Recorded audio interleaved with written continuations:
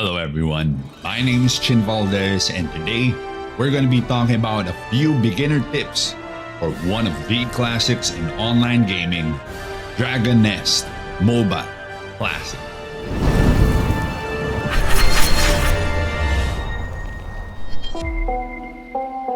So this is the remastered version of the original from 15 years ago. 100% of the client was ported from PC into mobile with of course optimized mobile user interface. And of course, the full original classes are back with complete skill sets and diverse combination. So we still have the cleric, the warrior, the sorceress, and of course, the archer.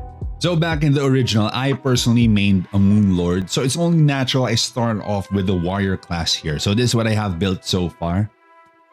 So I'm currently a sword master. We're still waiting for the next patches for the next job changes. I'm personally going to be another Moon Lord again. So I've been pretty active since launch and right now it's the 4th day of the server and the current world level is level 32. So I've been pretty diligent with keeping up with the current world level, which brings us to our first tip, which is focusing on your main quest where majority of your level EXP will be coming from. So your main quest gives you a ton of EXP for leveling up.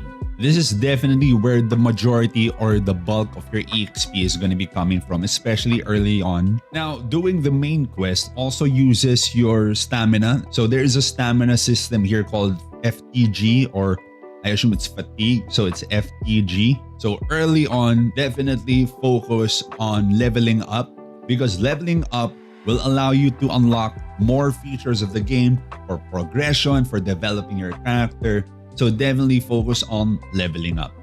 So in the early game, when you're done burning your stamina or you're already at the world level after doing your main quest, you can now go into your daily dungeons. Now these do not use stamina, but you do have daily entries. So for your daily dungeons, this is where you can get gold, you can get power stones which you use to enhance your equipment, and you can also get heraldries here, which is another part or system here in Dragon Nest where you can add more stats to your character.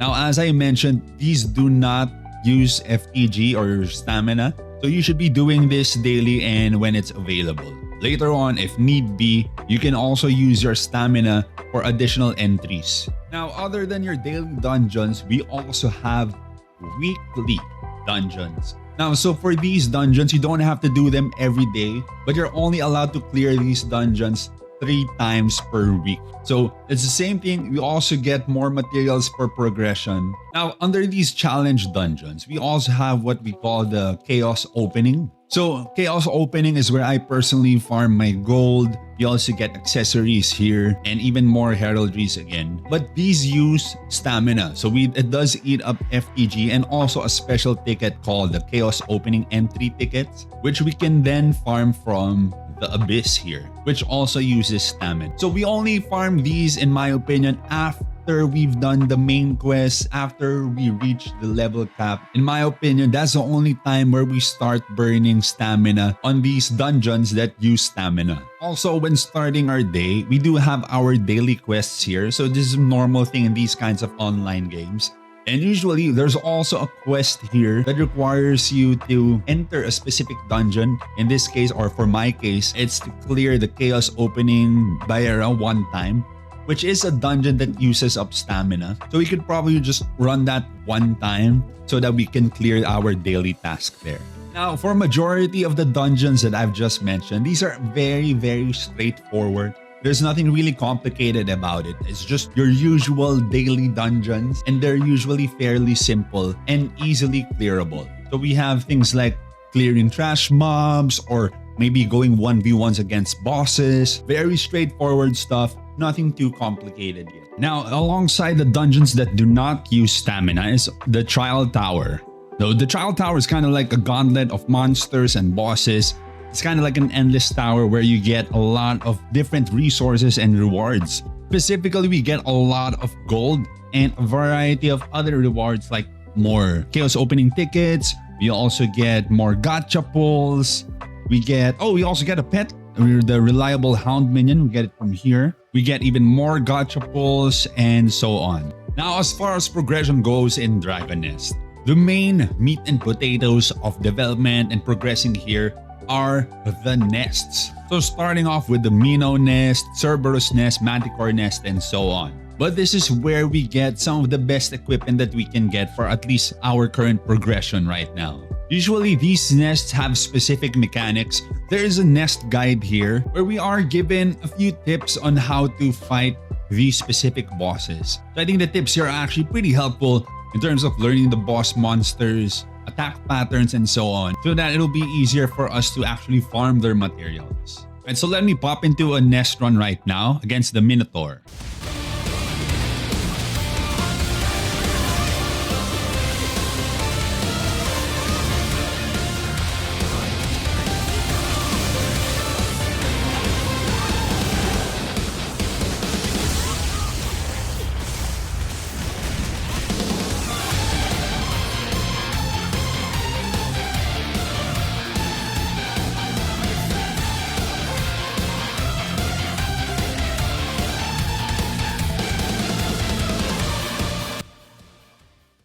So after running the nest, that's where we get the equipment, which we can of course enhance, we can unlock its potential and so on. But for the equipment that we need but that we didn't get from the actual run, we can also craft them here with the materials that we just got from the nest runs as well. And as we get stronger, we can then move on to the next nest. Next one will be the Cerberus, which will give us even more stats, more power, and so on. Now, depending on your current progression, these nests can get really tough. So it's highly advisable to find a party. It's pretty easy to find a party in a well-populated server. So there are normally people here looking for parties for grinding all the time. So we have one here looking for Cerberus Nest, another one for Cerberus, for the Abyss Dungeons, and so on. This is the one for the Minotaur Nest where we were also grinding. So it's fairly easy to find parties here in Dragon Nest as long as it's a pretty well-populated server. But otherwise, if you're just looking for a quick run, you're confident in your strength, you can do it alone. Dragon Nest also has a fast recruit feature where you can recruit heroes, which are basically NPCs. Now, they're nothing crazy, they're not too strong either, but it's just to fill up the party so you can get the run up and going and just clear it fast, basically solo. And now for our final tip for this video, because it's already getting a bit long, is generating resources for our Heraldries, which has always been a mainstay and a very important mechanic here in Dragon Nest. So with our Heraldries alone, we're getting a lot of stats. We get a lot of intelligence, vitality, HP, strength, even maybe defense, final damage, critical, magic attack, physical attack, anything that you might need for your builds and for your characters, as well as damage bonuses, animation speed increase, cooldown reductions, and other stuff for your skills. There are a lot of stats and bonuses that you get from Heraldries. Now, there are several ways to get Heraldries. A lot of it is from the dungeons. You can also get them from crafting. But one of the more consistent ways to get them, and especially for the specific Heraldries that you need, is through the market. Now, everything in the market is actually sold by real players. So it's by other players. Meaning you could also sell materials, equipment, Heraldries yourself here. In which case, we'll give you DNPs. So this is a currency for unrestricted trading between players to other players. And one of the more consistent ways to do this, especially for free-to-play players, is to run Chaos Opening Dungeons. So running Chaos Opening Dungeons will give you unbound gold. So this is gold that you can actually sell in the market where other players will be purchasing it using DNP. So let's try this right now. We go here to register and then we go for the 10k gold bundles. I currently have 10,676 gold. So I can sell one 10k gold bundle and maybe I just set it to the minimum price so I can sell it right away. So now I have it registered in the market. When someone buys this, I will be getting the 5,000 DNP. Now, with the DNP that I can generate this way, and this is very much consistent, all players can do this, including free-to-play players. I can now get the heraldries that I need for my character. And sometimes during your dungeon runs, you may even come across some rare heraldries as well that you could sell yourself. We did come across this mercenary heraldry, which I can then sell for around 10,000 dragoness. Oh, and just like that, it looks like the 10,000 gold that we just registered earlier has already been sold. If you've made it this far and you've enjoyed the content, consider liking and subscribing. Dragoness is definitely one of the more nostalgic games from our childhood that we really enjoyed, and it's definitely up our alley. If you want to come and join us, we have the download link down in the description down below. Also, follow Dragoness Mobile Classics socials, which will also be in the description down below. I make guides, tips, tricks, and various different gameplays. So if this is something that you enjoy, be sure to turn on that notification bell so you don't miss out on our new video. Hope to see you all on the next